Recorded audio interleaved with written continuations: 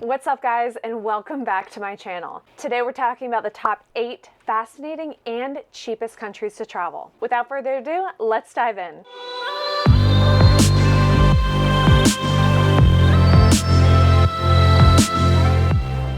Number 1 is Turkey. Turkey was my very first overseas destination that I went to completely alone. My brother and I had traveled around Europe a little bit, and this was after I studied in Costa Rica and Nicaragua, but that was for school. Then my brother and I traveled, and then I went to Turkey, and it was like a total immersion experience. For the longest time, Turkey was one of my favorite countries because it covered so many areas of the world. I felt like in one place. You got a lot of that Middle Eastern culture, you also got a lot of European culture, and the places there were just so stunning, so many unique places to visit. In Turkey. You could literally be there for years and years and years and still not see everything. It is a huge country and there's so much culture. So it holds true to my heart that it is, in my book, the number 1 cheapest and fascinating country to travel to. You can find tickets to Turkey for as low as $250 from New York to Istanbul. They have really cheap tickets to Turkey. I'm not sure why, but it is a big hub and a lot of people travel in and out. It's worth checking out if you're traveling from New York. There's some pretty cheap prices out there for heading to Istanbul. Also, working abroad for free room and board is pretty common in Turkey. You'll find a lot of young people doing that. You'll find a lot of people who are studying over there as well, studying abroad, taking advantage of working for free room and board. It's relatively safe, and I did it a lot throughout Turkey in both hostels and bed and breakfasts. And personally speaking, as a solo female traveler, I had a great time and it was very safe for me. Hotels, hostels, and Airbnbs are all quite cheap. I actually have an Airbnb code, which I'll put right here, that you can use if you decide to stay at an Airbnb in Turkey. Car and motorbike rentals are also quite cheap, as low as $12 a day. And there's a bunch of websites you can go to check out the various prices as well, but it's definitely worth taking advantage of, especially motorbikes, so it's definitely a fun way to get around Turkey. You can see all the best sites for so cheap by bus. I predominantly traveled by bus in Turkey when I was there years ago. This was about a decade ago that I was really living and working in Turkey, and it was so easy to see so much and very cheap by bus. Number 2 is Mexico. Oh, one of my favorite places in the world, and also one of the cheapest to travel to once you're there. If you live in North America, it's really cheap to get to Mexico as a quick vacation or a quick trip. Of course, if you live across the seas, it's a bit more expensive, and even in South America, it can get a bit expensive to travel to Mexico as well. But once you're there, you can really take advantage of experiencing the culture and the sights from a relatively economical standpoint. Flights are cheap if you live in North America. Just research flexible dates and choose 6 months out, and you can find tickets as low as $220 round trip, even less sometimes, depending on where you're going. While working for free room and board in Mexico isn't as common as other countries, especially in South America, hotels, B&Bs, and hostels are pretty widespread, and there are lots to choose from for very, very cheap. Food is really, really delicious in Mexico. It's one of my favorite cuisines, and it's also pretty cheap. You can get like some delicious, delicious cuisine over there, and you don't have to break the bank. Also packed with nutrients, so if you're a backpacker or someone traveling with little funds, you'll find that you'll be able to take advantage of all that Mexico has to offer and fill up on rice and beans and plantains the whole time. Getting around, while not the safest in some regions, is fairly cheap, but so is renting a car, so that's a win-win.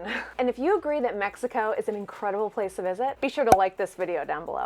Also, be sure to subscribe and hit the notification bell in order to get notified when I post new videos, which is 3 times a week this year. I'm pushing hard to do that for you guys. Number 3 is Tunisia. Has anyone been to Tunisia? Let me know in the comments down below. I'd love to hear. It's one of my favorite places, and it's also pretty cheap whilst there. Also, pretty cheap to get to if you're traveling from Europe. I took the ferry from Sicily, and it ended up being an incredibly low price of $80. Plus, the ferry was filled with locals from Tunisia, so I ended up getting to experience their culture right from the get-go, as opposed to if I were to fly there, the flight would probably be filled with a lot of tourists. You can take Grimaldi lines, which is a ferry, from Sicily, Italy, and be in Africa and experience a whole new way of travel for an incredibly low price of $80 if you're already traveling to Europe. You can also fly from New York City to Tunis, Tunisia for as little as $600 round trip by booking last minute, which might not seem cheap, but for a unique experience in a country where many people don't usually travel to, off the beaten path if you would, is worth it. And it's worth noting that the Airbnbs in Tunisia and Tunis, especially where I visited, because that's kind of all that I can talk about, are pretty relatively cheap and unique and eclectic and clean and safe. One of the best Airbnb experiences I had was actually in Tunis. The history in Tunisia is incredible. If you get the chance, explore the local sites in Tunis. There's some really fascinating ruins, and Tunis has a lot to offer when it comes to history and education. Getting around by local train is actually cheap, and we're talking like quarters. So it's definitely worth taking local transport when you're in Tunisia. Number 4, one of my favorites, and that is Mongolia. I will say that Ulaanbaatar is not one of my favorite places, but then again, I'm not really a city person. I found that I was able to experience most of the culture in Mongolia through getting out into nature and in the Mongolian wilderness. You know there's something about the Mongolian wilderness if a lot of people are talking about that, if it's actually like a thing. It really, really is, and you really wouldn't know until you get there. It's incredible. I'll level with you here though. Mongolia isn't necessarily the cheapest to get to, but it is relatively cheap while there. And it's such a removed and far out place that not a lot of people go there, and it just makes it all the more intriguing of a place to visit and walk away with an experience that really only you can tell, because I guarantee none of your friends have been to Mongolia. But traveling to all these cheap destinations like Thailand, Cambodia, Colombia, that a lot of people have on their list for being the cheapest places to travel to, are actually pretty much just as expensive as it is to get to Mongolia. I know even traveling to South America from North America is pretty expensive. If I wanted to book a ticket to Peru, Colombia, Argentina, it could get pretty expensive, and I kind of end up weighing my options as, should I just pay the same price and go to Mongolia? What should I do? So for the sake of listing one of those destinations where, for most Westerners, they aren't cheap to travel to, I'll mention Mongolia, since no one unfortunately really seems to. From New York, you can find tickets as low as $745 round trip, which is astounding and something that is kind of unheard of when you're talking about such a place that is so far out from most destinations, which is incredible if you're considering going to a completely different location. Go into the Mongolian wilderness and experience its splendor. Your experiences are pretty cheap and are available essentially all 4 seasons in Mongolia. Do not book through one of those overseas tour companies, albeit online. You'll save yourself a lot of money by booking through a local tour company in Ulaanbaatar. There are many to choose from, but I chose Nomadic Journeys. While I wouldn't really rave about the food, especially in Ulaanbaatar, in the wilderness it seems to be pretty fresh and delicious, but I can rave to you about the beer. I thought it was pretty delicious. And let me know if you've been to Mongolia in the comments below and what your favorite food was while you were there, or if you like the beer. Number 5 is Ethiopia. Now this has become an increasingly popular destination for people to travel to. They're realizing it's pretty safe, but it's also a place that I think every single human being should travel to at least once in their lifetime. There is a lot of human history there, and they also have the best coffee in the world. I guess that's debatable for people, but the tastes, the sights, the experiences are just endless. The first humans were discovered in Ethiopia, so let's be real here and say we all need to go here at least once in our lives. One of my personal dreams is still to see the Omo Valley tribe. They're incredible. I'll try and put some pictures here or video. They're just so fascinating and beautiful, and the way that they do their makeup and dress up is just so unique. I've never seen anything like it in the world, and so it's still my dream to go there. Have you seen the Omo Valley tribes in person? I'd be interested in hearing in the comments below. Now, I haven't been to Ethiopia in a couple years, but when I was there, they were doing a lot of construction. It was definitely necessary because the airport was pretty crammed and there wasn't necessarily a lot in there. I remember it being very disorganized, and again, that might have changed by now. Like I said before, they've experienced high traffic due to more and more tourists seeing it as being a destination they want to visit. The people are incredible in Ethiopia. They're so kind. Ethiopian food is one of my favorite cuisines as well. If you haven't had it, you gotta try it. Obviously, when you go to Ethiopia, you don't want to go there and not try the food. It's delicious. The coffee, of course, and tej, their nation's honey liquor. Don't miss tasting this along with your first hand-eaten Ethiopian meal, which is very cheap, by the way, cost-wise. Be careful of scammy hotels in Addis Ababa, but with that said, you can find a decent hostel for around $10 US or a 3-star hotel for around 20 bucks.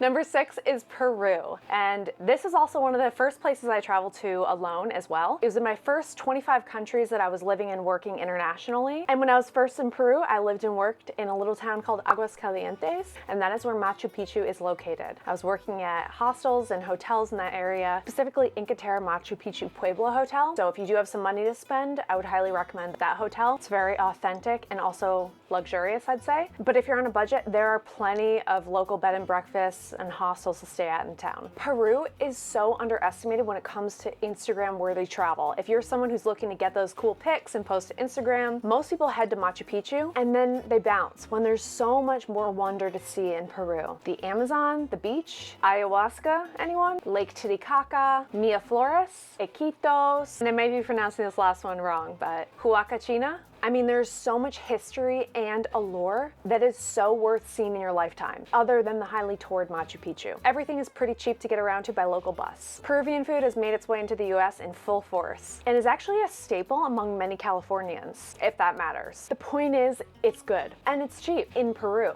of course, they mark things up higher over here. Housing and accommodation is also affordable, and you can grab a flight for as low as $370 round trip from New York. Number 7 is Ukraine. Do not miss traveling to Ukraine if you're traveling in Eastern Europe. It is a special place, and it's actually one of my favorite countries in Europe besides Switzerland. The culture is just so different and unique than to the rest of Europe. It's just a whole other world to explore. I highly recommend visiting Ukraine. It's also pretty safe. A lot of Americans told me when I was there a couple years ago that it wasn't, but it is. Just don't go hang out at the border of Ukraine and Russia and you'll be all good. If you've been to Europe but haven't been to Ukraine, you're wholeheartedly missing out. The historical areas like Oceanside, Odessa, and the incredible National Museum of Folk Architecture, both of which I traveled to during my visit, are actually so informative and educational, and I highly recommend those places to visit. If you have some time in Kiev, I highly recommend the Folk Architecture Museum, as it is pretty cheap to get to by taxi, and so is the entrance fee, and you'll learn so much about Kiev's history. I'm not really someone who's that into history when I travel. I kind of stay away from the museums, but this is a big outdoor museum, and it really gives you insight to how it used to be in Kiev. And number 8, the very last one, is Egypt. After Turkey, I traveled to Egypt on my own. It was a very interesting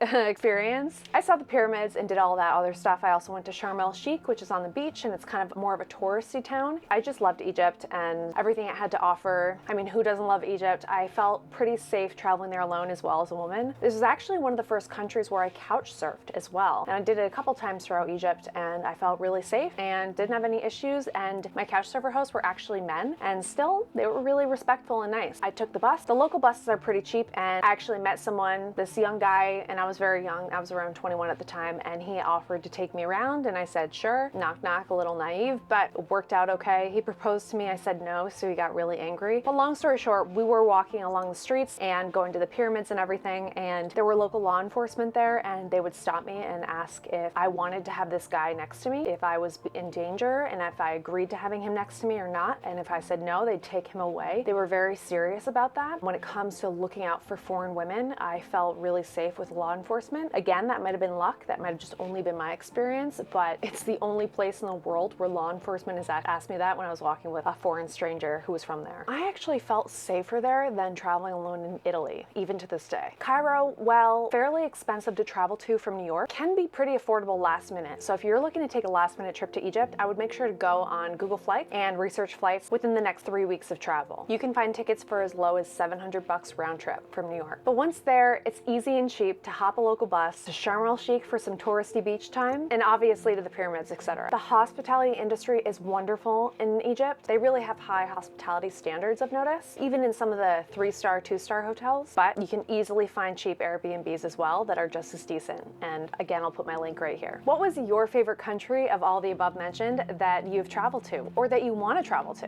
Do you have any questions in particular about any of the countries I've already mentioned? I'd love to answer them as best as I can. And thanks for watching, guys. Be on the lookout for the next video, college or travel. And until then, over and out. By the way, I've also got signed copies of my book, which can be found on my website, and I'll put the link in the description box below.